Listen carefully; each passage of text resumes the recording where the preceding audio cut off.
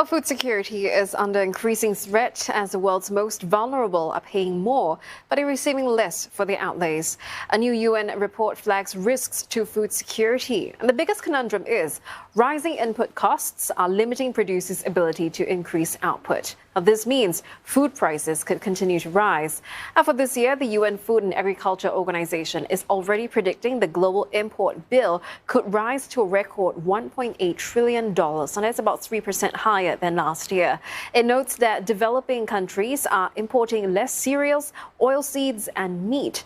The FAO says these are signs that importers are finding it hard to pay the higher prices. Animal fats and vegetable oils are the single biggest contributor to the highest import bills expected this year. Unfortunately, for food producers, the price gains are not translating into higher profits due to rapidly rising input costs. Now, with higher energy and fertilizer costs offsetting rising food prices, producers may not be able to crank up supply. Now, food protectionism has been on the rise as countries resort to export curbs to boost food security. Joseph Schmidhuber, Deputy Director at the FAO, tells us if there are grounds for concerns amid speculation that India might restrict rice exports. And he also weighed in on the global supply of chicken following Malaysia's export ban.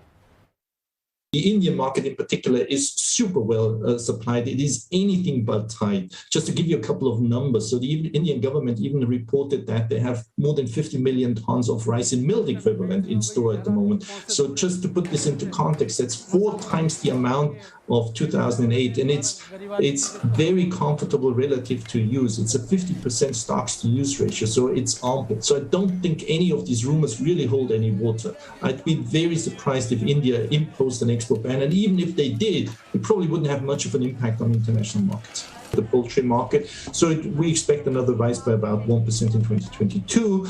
That's not too comfortable, and particularly in Asia, we see no increase in supply, and given the fact that demand increases in Asia, Asia will have to import more. But that's the poultry market overall.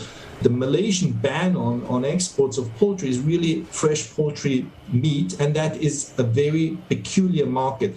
And of course, it exposes some of the importers, particularly Singapore, to a lack of supply of fresh poultry meat. And that is particularly problematic for Singapore, as chicken with rice is kind of the national dish. And if there's not enough fresh chicken, that's a problem.